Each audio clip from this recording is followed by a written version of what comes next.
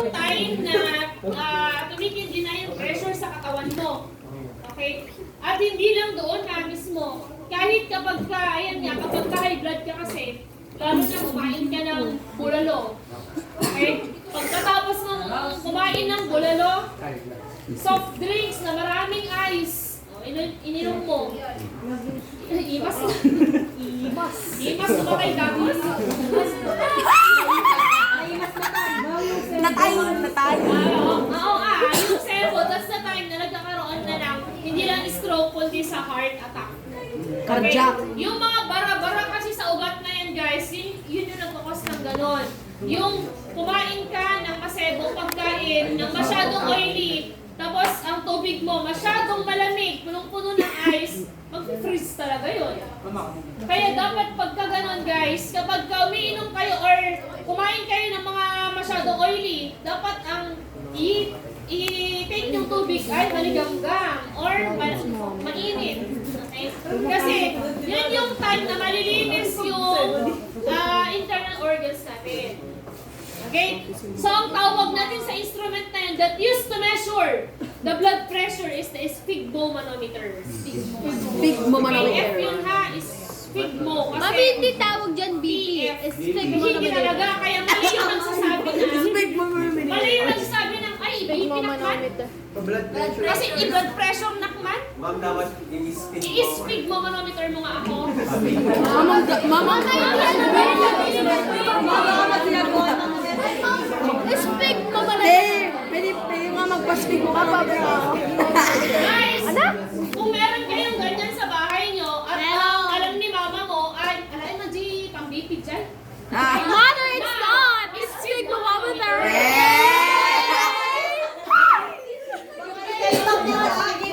Wala, dahil mo na si Einstein.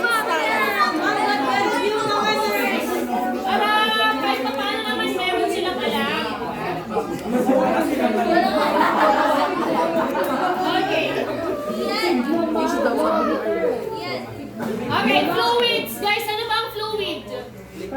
Liquid. Liquid lang ba kapag sinabi na? Law of liquid.